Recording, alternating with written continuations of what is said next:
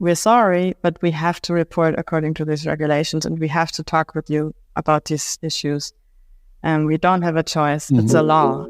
Innovations in Sustainable Finance. A University of St.Gallen podcast by Julian Kölbel.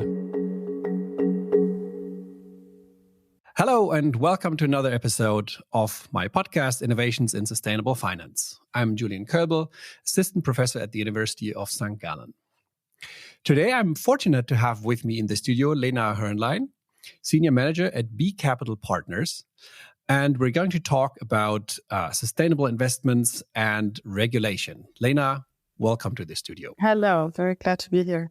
So to kick us off, I would like to invite you to tell us a little bit about what you do at B Capital Partners. I'm working as a senior manager in transactions and ESG. And maybe it's interesting also to know what our firm is doing as a whole. So B Capital Partners is an asset manager based in Zurich. And we focus on investments in sustainable infrastructure, mainly energy transition infrastructure. So what we do is that we manage funds. And for these funds, we buy renewable energy assets, for example, or other assets. We also invest in battery storage, EV charging infrastructure, and these types of assets. We buy them. We have a buy and hold approach. That is, we hold them over a longer period of time, so 7 to 15 years about, and we manage these assets, optimize them, and then ideally we generate a return for our investors. And pay the return to our investors. And the investors are institutional investors mainly, also high net worth individuals, pension funds, banks, insurances, these types of investors. So the assets you invest in, they are mostly private market assets. Is that right? Yes, exactly. They're only private market assets. In infrastructure, that's usually the case, I would say. Or that's kind of the typical way to invest in infrastructure. We mainly focus actually on smaller to medium-sized projects or firms, because here we really observe a need for capital. So we feel like we can make a contribution to the energy transition because there's a need for capital. And of course, a nice side effect is also that there's a little bit less competition. So prices are generally a bit lower, because these types of assets are sometimes overseen by larger asset managers. So we can generate really nice returns for our investors.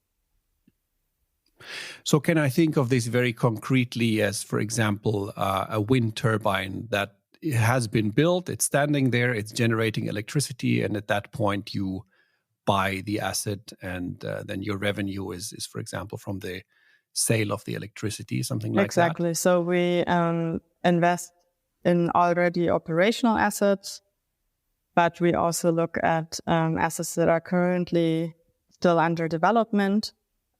But we would not typically take development risks ourselves. We would get in whenever all the permits are already received and the asset is either ready for construction or already in construction. I see. And your focus seems to be really on energy transition assets, let me say, all the way from energy production, wind, but then storage with batteries, charging for electric vehicles. Exactly.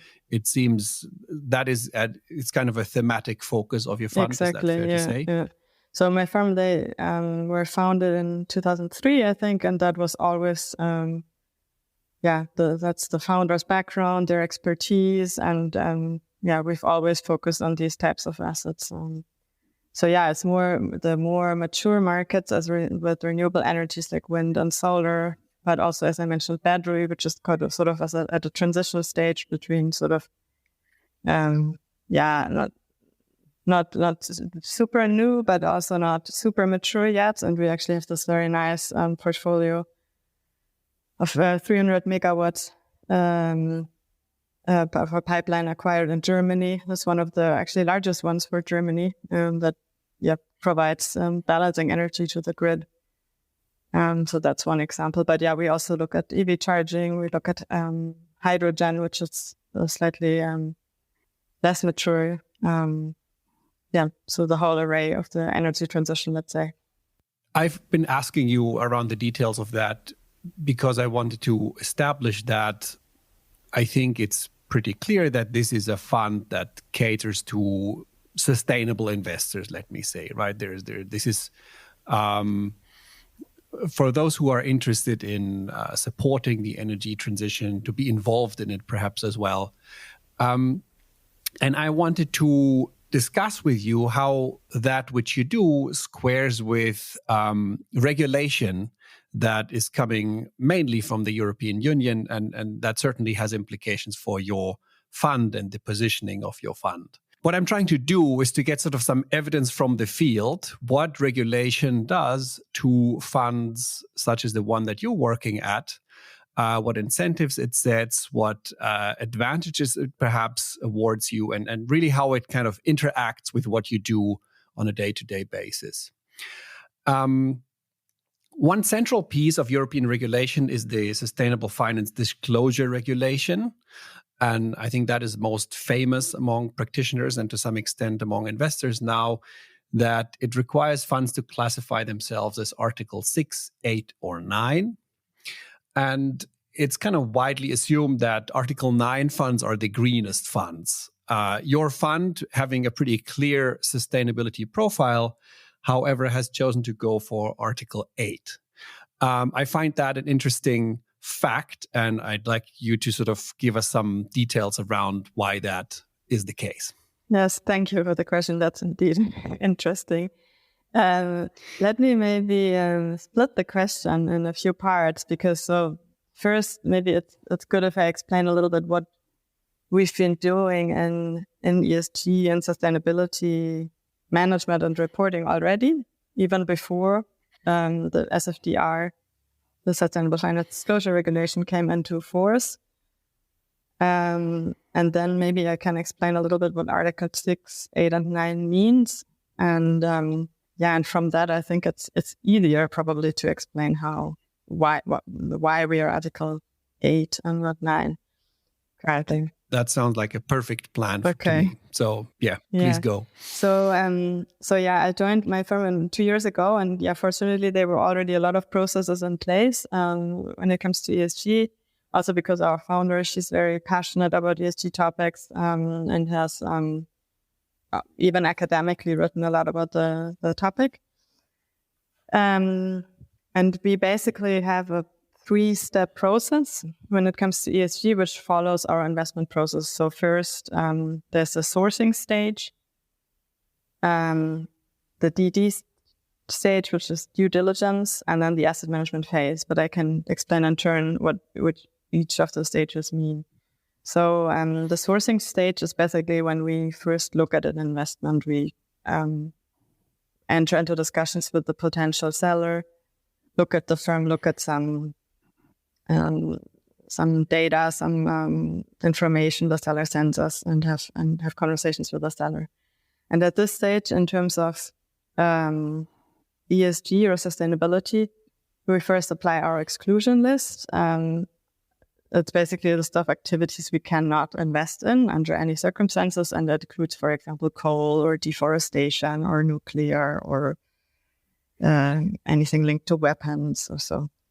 And by the way, this is a very small step, I would say, in ESG that almost all funds do. And by the way, this would already qualify almost everything you need to do for already qualifying for Article 8. Have such simply this exclusion of certain activities that gets you to Article 8. So if you argue that well, you can already become Article 8 pretty much just with that. So then.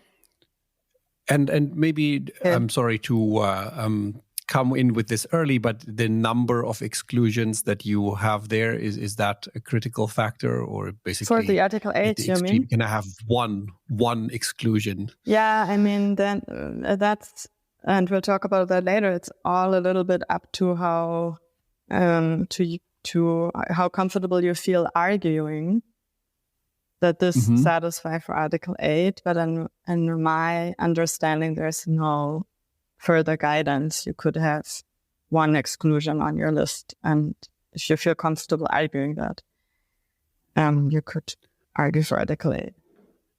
Even though I don't think that the fund is currently doing that, because it would maybe look not so good for investors. Yeah, let's hold that feeling comfortable for later, but I'll let you continue.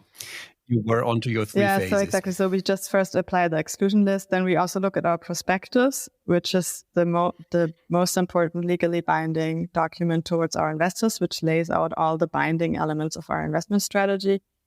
And it also contains certain provisions in terms of ESG, especially partly due to the SFDR, actually. And here we check if the future investment would make a contribution to a sustainable objective, and how we would measure that. And that we have partly introduced because of the SFDR. So, for example, for a wind park, we would say, okay, what is a sustainable contribution? We generate clean energy. How can we measure that? We measure the kilowatt hours per year produced. And are these things, because you mentioned these three stages, the sourcing, due diligence, and asset management. So these commitments that you make in your prospectus, they would then have a bearing on due diligence and the actual investment decision, I presume? But I mean, this is all still in the sourcing stage. So then if we pass the sourcing stage, so in the sourcing stage, we check at exclusion list and prospectus. Then if everything is good, also from a commercial perspective, we pass to the due diligence phase. So the due diligence is then an in-depth analysis of the asset itself. And we have usually external advisors to assist us with that, who are specialized in specific topics, such as technical due diligence advisors, legal advisors, and also ESG advisors. And so also our ESG advisors then in the ESG DD, they cover a really wide array of topics in their analysis. For example, what kind of management processes are in place at the target company. In terms of ESG, is there a specific team or in place, or is the manager responsible for ESG? Is the firm operating in line with laws and regulations, for example, concerning environmental factors? Is the asset built in such a way that it doesn't do damage to the environment? For example, for battery assets, there's always the danger of fires. So there's a lot of laws and regulations in place on how the asset has to be built to prevent fires from happening and from spreading to the environment.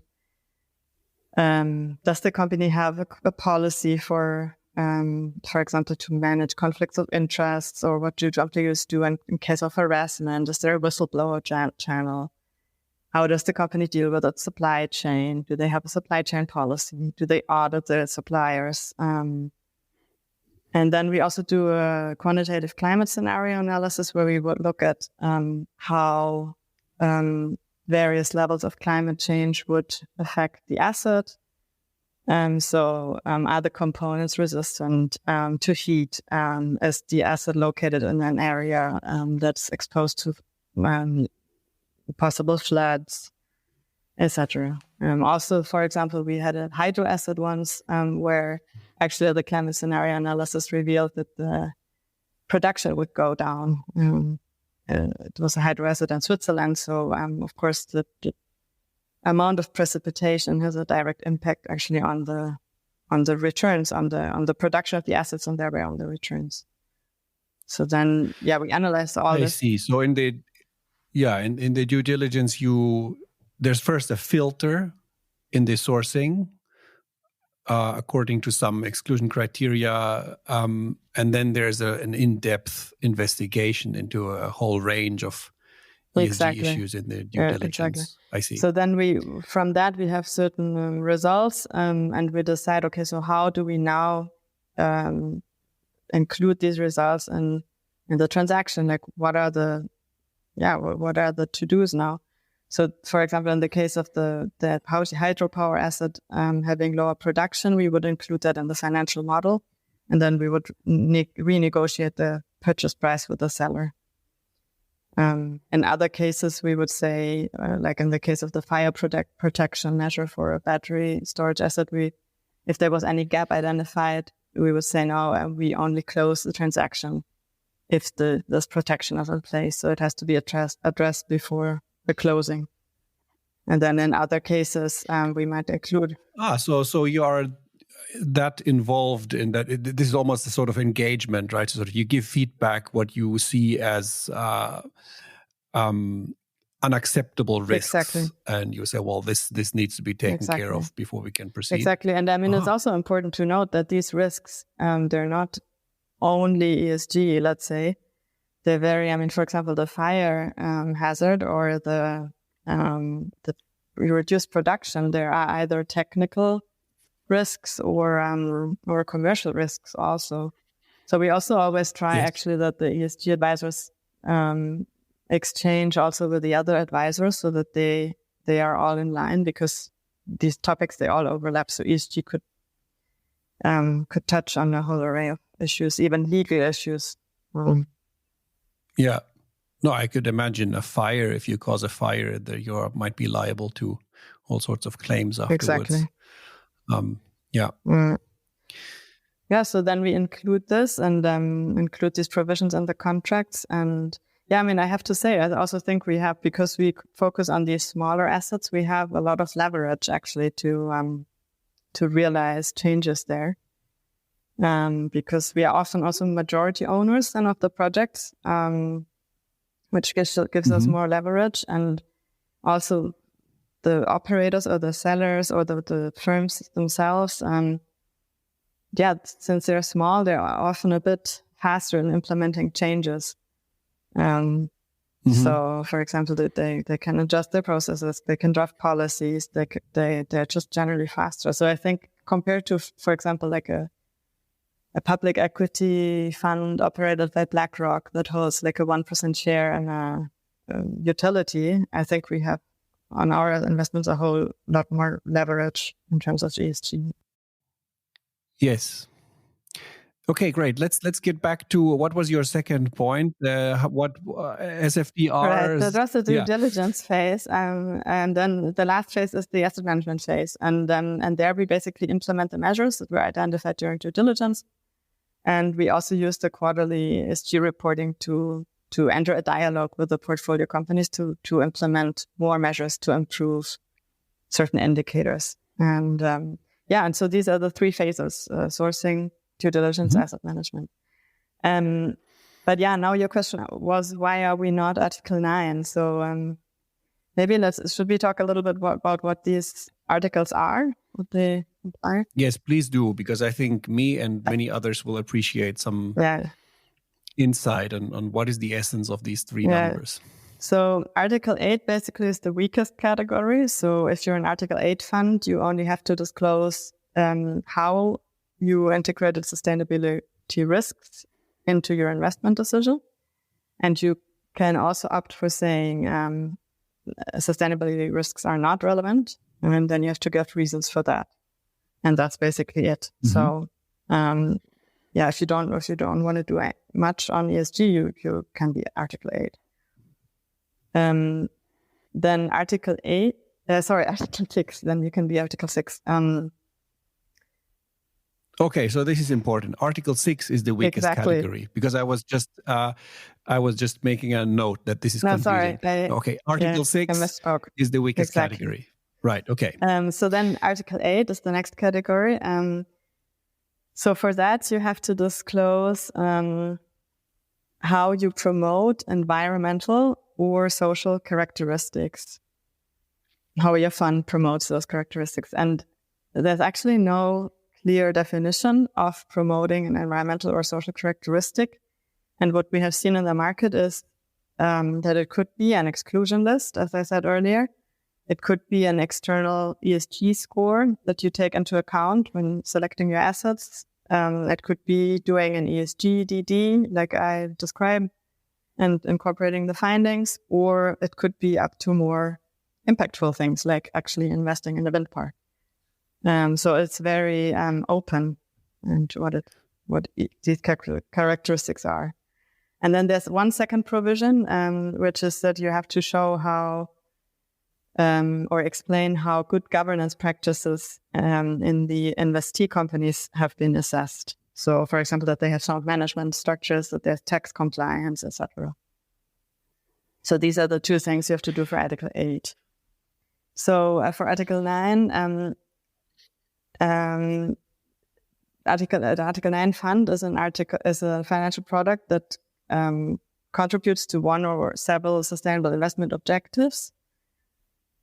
And here's also a link to the EU taxonomy already, actually. So if your fund has environmental objectives, you have to explain to which of the EU taxonomy accepted objectives it contributes. And that could be, there's a list of 6 objectives, and one is, for example, climate mitigation, one climate adaptation, etc.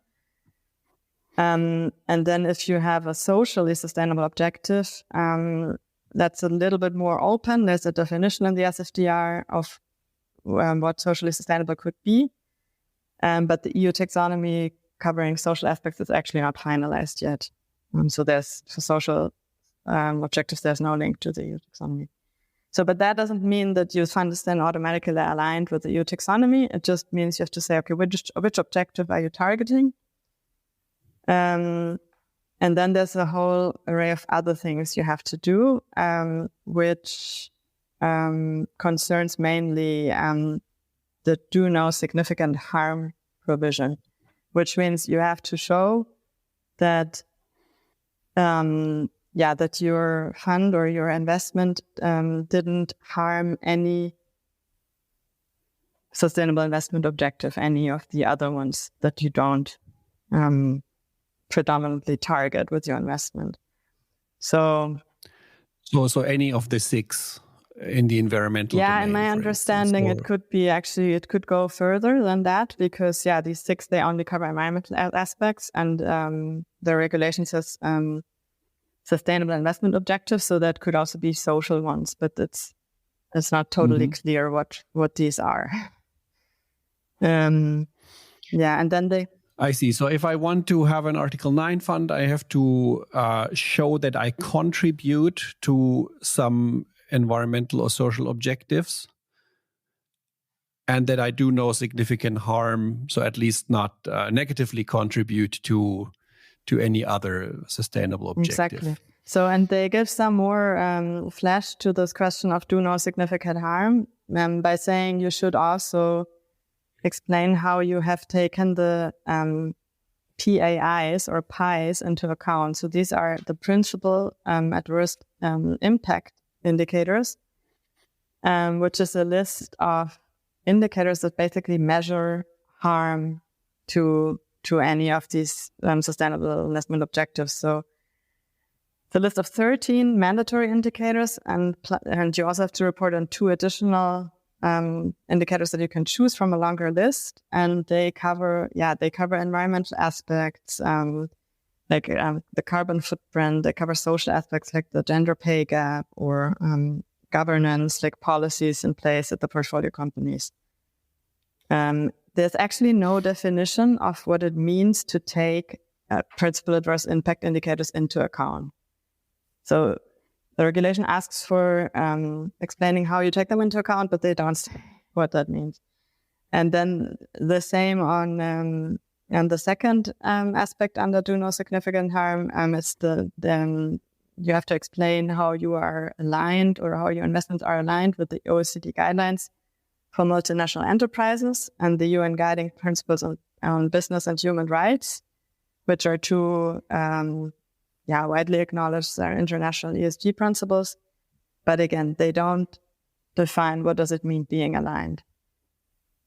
Plus these principles are very, very wide-ranging, but maybe we can talk about that later. No, it seems, so my impression is that Article 9 is already quite detailed in terms of a list of indicators that you have to consider.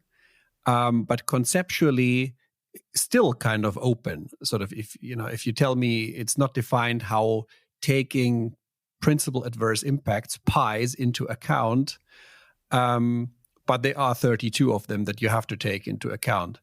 15, that is an interesting 15. situation. Yeah. Excuse me, 15. Yeah. Okay. So I don't know. Maybe you are ready to, or you're prepared to explain why your fund has chosen to go for Article 8. Yeah, exactly. So honestly, in the beginning, we simply wanted to be conservative because, as I already pointed out, there's so many questions still around the regulations, and we wanted to avoid to classify Article 9 and then later having to tell our investors, sorry, now that a lot of things have been clarified, we actually have to downgrade to Article 8. And this is in fact what a lot of funds did.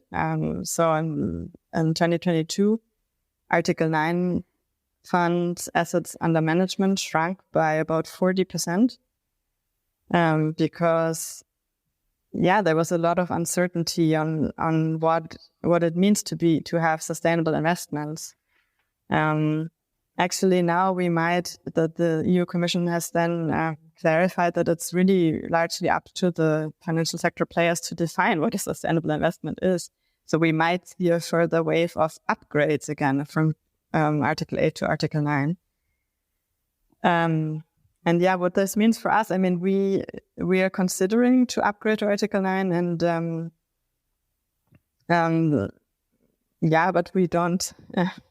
Again, we want to avoid to do this flipping like the market does to provide some stability to our investors. And I mean, no matter what we decide, basically, we will still report according to Article 8+, which I can also explain what it means.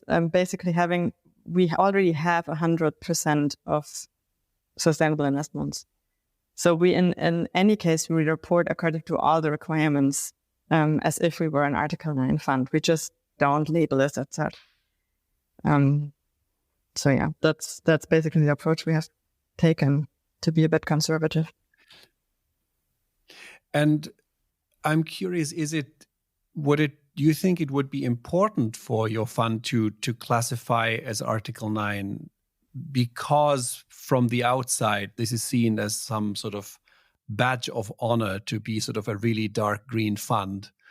I mean, we have communicated so far that we are ready to upgrade at any point if it's an important aspect for any of our investors. And up to now, actually, that wasn't the case yet. I think there's also awareness among the investors that this regulation is still in flux and that the labels are actually not as clear-cut. And I think they do see that, they do see that we're basically a sustainable fund from our activities, for judging from our activities. Yes, but this is what I find a little bit concerning, is that yes, you can argue about the details, but I think from a little bit of a distance and comparing to the rest of the product landscape, the fund that you're involved in is pretty clearly a sustainable investment product, right? All the assets are immediately involved in the energy transition. You take care to avoid any other harms that you might cause on the social side in terms of fires caused, and you had those examples. You take care to analyze risks associated with climate change, for example. So in the ideal regulation, I should say, it should be easy for your fund to say, well, we are, among the most ambitious products out there. But you don't, and I think that's an issue. Yeah, I think you get to the core of one of the big problems of the SFDR regulation itself. And that is, I think that it's has been designed as being sector agnostic. So that means it's almost irrelevant what kind of activities you fund. And you can always put up some argument of why you consider some ESG characteristics, which in the end, I think are marginal. or let's say are less important than what it is, the activity that you actually fund. And but the sad thing is that as a financial sector player, we are bound by the Sustainable Finance Disclosure Regulation, and for example, the EU taxonomy, which I see in a bit of a more positive light, it's kind of like the icing on the cake. So if you want and you already have sustainable investments, you can choose to disclose according to the EU taxonomy. I mean, the EU taxonomy has its own problems, but at least it is focused on the activity level, and it provides certain thresholds that are tailored to the type of activity, etc. I mean, the SFDR, I think the problem is really it's being used as a labeling scheme, but there's no definitions of the labels. So, I mean, ideally you would get the same data set, the same type of information for each fund, but because each fund can draw up their own approach, their own definition of what a sustainable investment is, in the end you have zero comparability between the different products. Mm-hmm. It actually made comparability worse in a way. I also feel that the objectives of the regulation perhaps haven't been achieved as much, right? I think the idea was to increase transparency, to avoid greenwashing, and to promote the sector of sustainable investing in general. And what you're telling me is that it doesn't really incentivize the right actions. Perhaps maybe if we can drill down into that, is there something that purely the arrival of that regulation has made you to do differently in the investment itself or in the communication about it? Well, I think, you certainly get a lot more accurate in what you report, and I think that was also a goal of this regulation, to sort of have this legal responsibility by the financial sector players that they are legally bound to report only accurate statements about their ESG and sustainability processes. So I think we have certainly reviewed all our existing processes and have become a lot more specific and probably also cautious in what we claim, etc. So I think that is good. But yeah, since we can apply our own definitions, fundamentally we had already quite demanding processes in place. Fundamentally, I wouldn't say we changed much in terms of our processes. I mean, what I see positively about the SFDR is that they do contribute to some useful indicators, which are like some of these PI indicators of the principal adverse impact indicators are useful, and that I've used them in the engagement with our portfolio firms. For example, one is the unadjusted gender pay gap, just to give an example. So this has been actually quite funny to sort of interact with the portfolio companies on this, because they often report back, unadjusted gender pay gap, it's actually zero, because adjusted for qualification and seniority, we pay the same amount to men and women. And then I'm like, oh, well, but it's actually not the adjusted gender pay gap, it's the unadjusted gender pay gap. And then so you get into this discussion, okay, so why is it actually that women have often less senior roles or work in types of jobs that are paid worse? And then in a number of times, actually, the portfolio companies, they sort of started a reflection process on that and really thought about how they could improve this, how they could promote maybe women more to senior roles also, and thought about their processes in that regard. And this is, for example, an indicator we didn't have before. And since now we report according to SFDR, we have it. And so we have the possibility to engage. And of course, it's also generally useful just to be able to say to your portfolio companies, we're sorry, but we have to report according to these regulations and we have to talk with you about these issues. And we don't have a choice. Mm-hmm. It's a law. And I'm sorry, even if maybe it was a legacy asset and we couldn't bring it up in the DD yet because the regulation wasn't enforced yet. Now it's enforced, we have to do it. So this is something positive, I think, about SFDR. Very interesting. So yes, it seems you are referring especially to these so-called pies. I love the name. By the way, you somehow you have to eat your pie and have your pie and eat it too. But these pies, they seem to be an important aspect of the whole regulatory package. Yes. I mean, yeah, and they're a major challenge because it's sometimes hard to get the data, especially from small firms. There's a lot of discussion in the market about what taking them into account means. And some are more useful than others. I mean, there's also the carbon-related ones, which, I mean, it's a bit of a... Yeah, I mean, on the one hand, it's an important indicator, of course, for climate change, like what your carbon footprint is. But on the other hand, since there are no quantitative thresholds and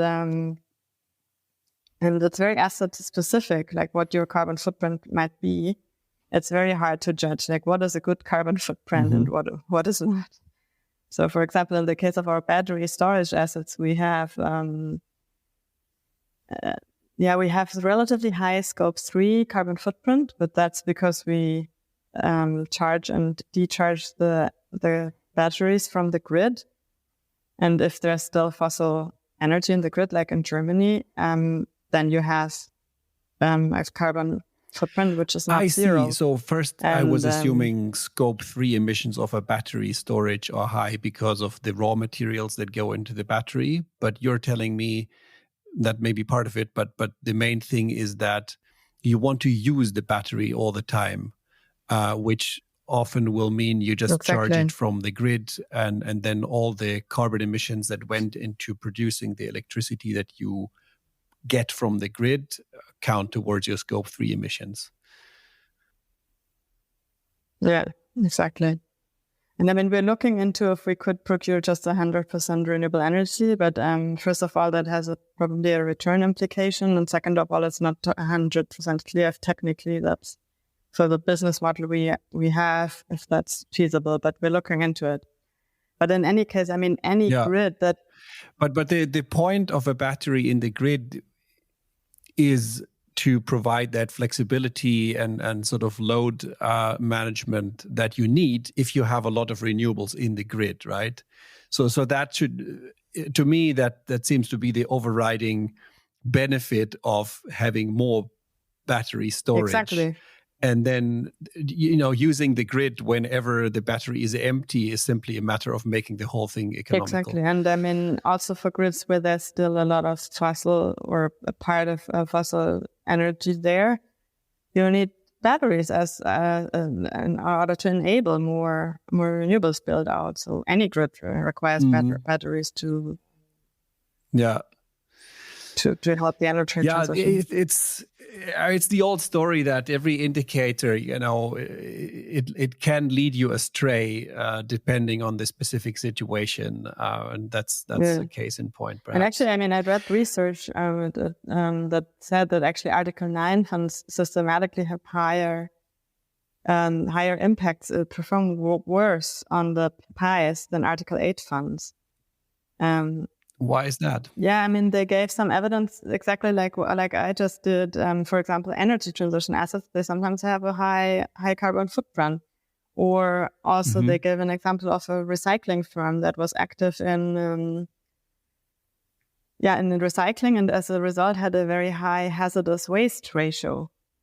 So so you penalize then someone who's actually addressing the problem for dealing with the problem. So that shouldn't be the case.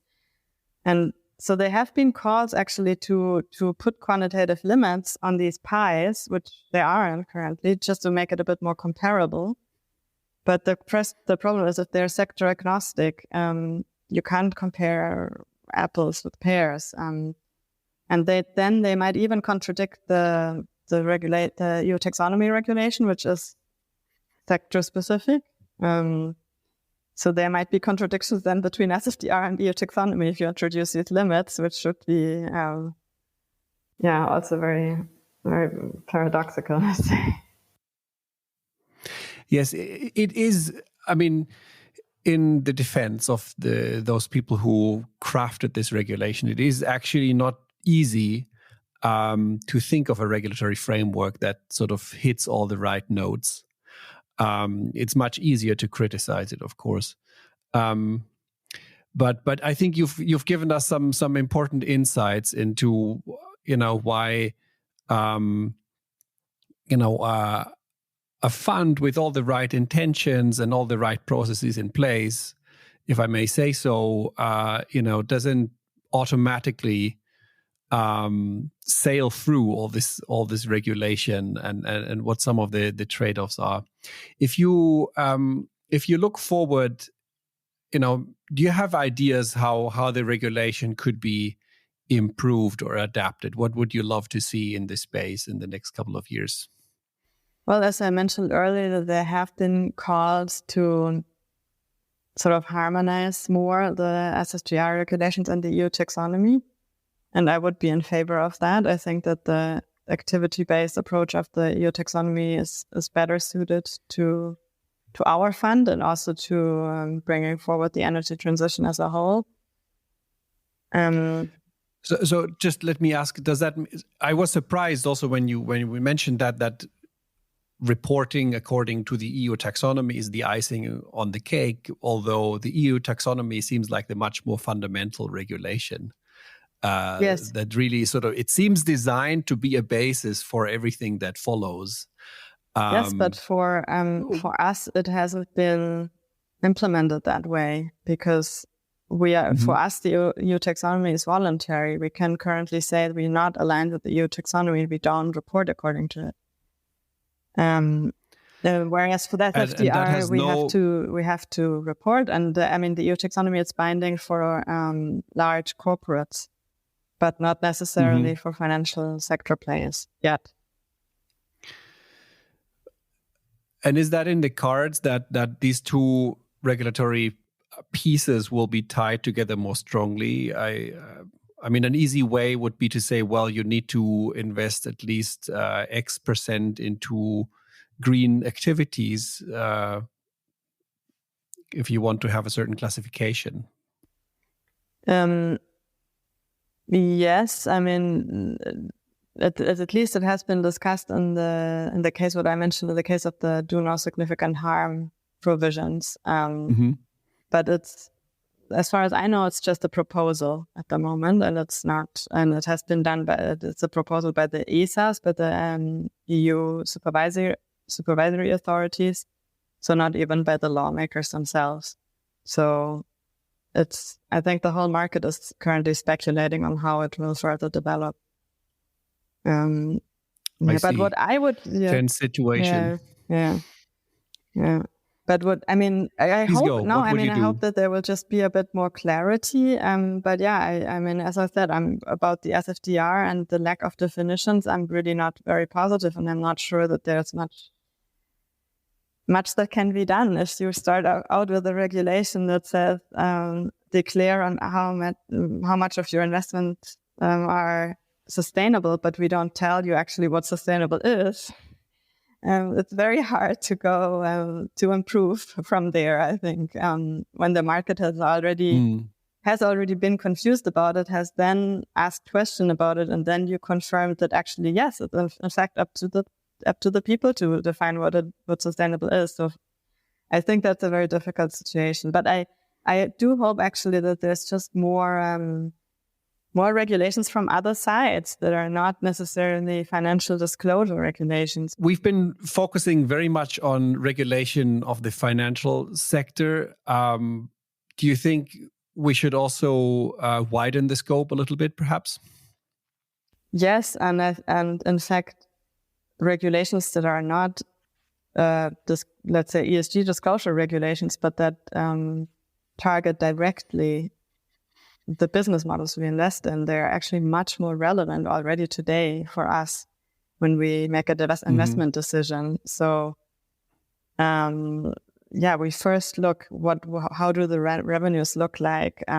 Is there maybe a de-risking of revenues, which for us is a very big advantage. So, for example, if there's a feed-in tariff in place or any type of policy that de-risks the revenue stream, for us that means we can come in already at a lower required return on investment, and that means we can do more projects and thereby contribute to the energy transition.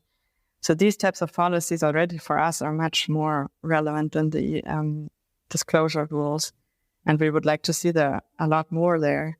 So if, for example, I see.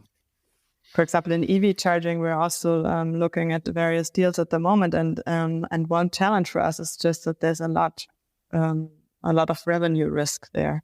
So we demand relatively high returns, and I think the market could be helped if the government provided some little de-risking there. So to sum up,